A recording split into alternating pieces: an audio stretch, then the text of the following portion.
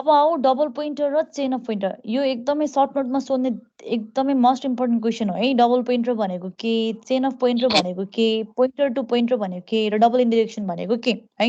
So यो कुरा पढेको याद छ तिमीहरूलाई क्लासमा?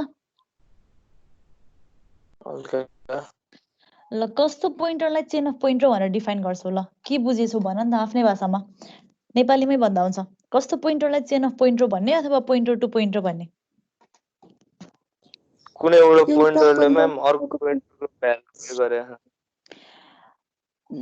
कुनै एउटा पोइन्टरले अर्को पोइन्टरलाई पोइन्ट गरेछ अथवा फेरि अर्को पोइन्टरले अर्को कुनै पोइन्टरलाई पोइन्ट गरिरहेछ भने त्यस्तो सिनारीलाई के भन्ने?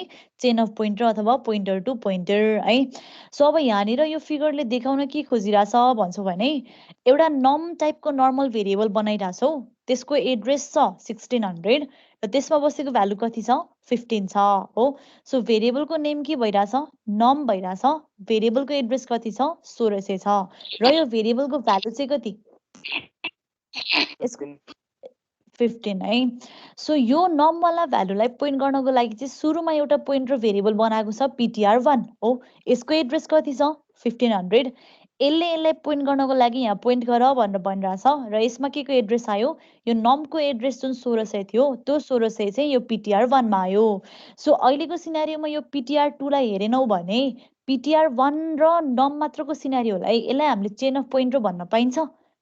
ptr2 लाई नहेर, ptr1 र नमलाई मात्र हेर। त्यो सिनारीयोलाई हेर्यो भने त चेन अफ पोइन्टर होला कि नहोला? हुँदैन। किन हुँदैन? किनभने कुनै पनि पोइन्टरले अर्को पोइन्टरलाई पोइन्टै गराएन नि। पोइन्ट गराएको छैन हैन, सिंगल पोइन्टर छ। यो पोइन्टरले नर्मल भेरिएबललाई मात्र पोइन्ट गरिरहेछ हो। अब यहाँ चेन अफ पोइन्टरको कन्सेप्ट ल्याउनको लागि अर्को एउटा पोइन्टर इन्ट्रोड्युस गराएको छ ptr2 नामको हो। यो ptr2 ले चाहिँ अब चेन अफ पोइन्टरको कन्सेप्ट इम्प्लिमेन्ट गर्ने हो भने अर्को पोइन्टरलाई पोइन्ट गर्नु पर्यो। यो सिनारीयोमा अर्को पोइन्टर के छ? ptr1 हो। सो यसलाई पोइन्ट गर्दाखेरि यसको एड्रेस जुन 1500 थियो त्यो कसले पायो? अब 1500 ले पायो। सो यो सिनारीयोमा ptr2 र ptr1 ले नमलाई पोइन्ट गरिरहेछ। सो ptr1 ले सिधै नमको भ्यालु 15 लाई एक्सेस गर्न पाउँछ? पाउँछ, किनकि यसलाई पोइन्ट गरेर बसिरहेछ हो। अब ptr2 ले सिधै नमको भ्यालु एक्सेस गर्न नपाए पनि सुरुमा ptr1 मा बसेको भ्यालुलाई एक्सेस गरेर अनि यो भ्यालुको थ्रुबाट यो नममा बसेको भ्यालुलाई एक्सेस गर्न पाउँछ? पाउँछ कि पाउँदैन?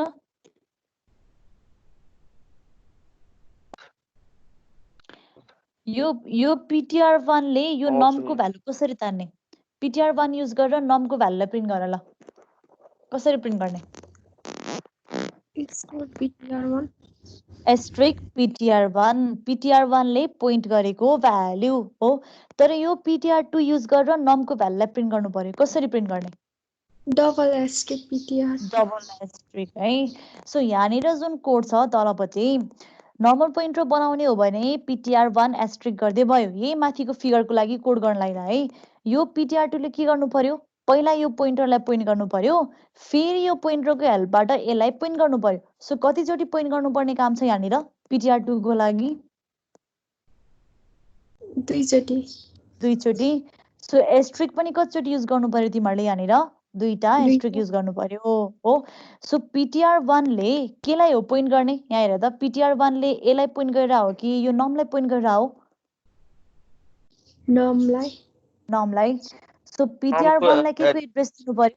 नमको एड्रेस दिनु पर्यो। त्यस्तै गरी ptr2 ले ptr1 लाई पहिला पोइन्ट गरेर हो कि नमलाई पोइन्ट गरेर हो? ptr1 लाई। सो ptr2 लाई के को एड्रेस दिनु पर्यो? ptr1 को एड्रेस दिनु पर्यो हो। सो यहाँनिर आएर ptr1 ले पोइन्ट गरेको भ्यालु भन्दा आउटपुट के आउँछ? नमको भ्यालु 15। ptr2 ले डबल पोइन्ट गरेको भ्यालु भन्दा के आउँछ यसको आउटपुट? 15 है। त्यसलाई कसरी पढ्ने भन्दा ptr2 ले पोइन्ट गरेको भ्यालु कति छ? 1600 हो। सो सुरुको जुन यो ptr2 एस्ट्रिक छ यसको कामले के मात्र दिँदो रहेछ? भ्यालु 1600 दिँदो रहेछ हो। फेरि के जानु पर्यो? अब त्यो 1600 ले पोइन्ट गरेको भ्यालु, अझै एउटा एस्ट्रिकको काम त बाँकी छ नि हैन? सो 1600 ले पोइन्ट गरेको भ्यालु कति छ? 15 छ। बुझिन्छ कुरा? चेन अफ पोइन्टर बुझिन्छ?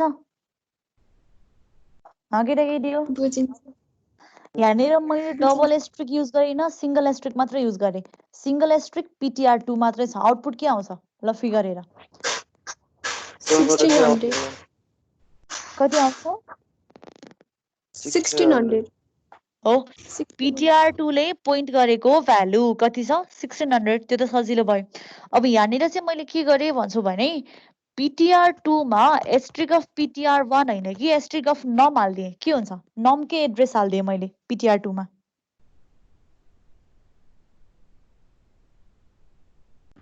पाउँछु मैले हाल्न यो PTR2 मा मैले नमको एड्रेस दिएँ हाल्न पाउँछु कि पाउँदिन पाउनुहुन्छ पाउँछु हैन सो यदि मैले PTR2 मा नमको एड्रेस दिएँ भने यहाँनिर त्यो चेन अफ पोइन्टरको कन्सेप्ट इम्प्लिमेन्ट हुन्छ कि हुँदैन हुँदैन है किन हुँदैन सिधै यो दुईटा पोइन्टरले नमलाई पोइन्ट गरिरहेछ यो PTR1 ले यही बसेर पोइन्ट गरिरहेछ भने यो PTR2 ले कुनै यता बसेर पोइन्ट गरिरह होला सो यो सिचुएसनमा त एउटा पोइन्टरले अर्को पोइन्टरलाई पोइन्ट गरेको सिनारियो त छैन सो त्यस्तो सिनारियोमा चाहिँ के हुँदैन चेन अफ पोइन्टरको कन्सेप्ट इम्प्लिमेन्ट भएको छैन बुझिन्छ कुरा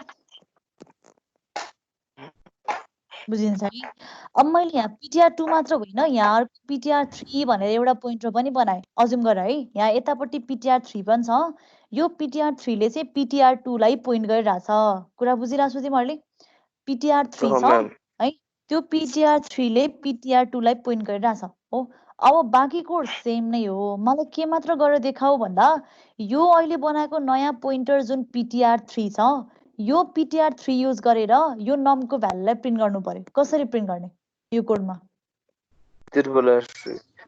पहिला PTR3 बनाउनु पर्यो बनाउने कसरी भन PTR3 गर्दा PTR3 अनि अगाडिपट्टि ट्रिपल एस्ट्रिक अनि त्यो PTR3 मा कसको एड्रेस दिने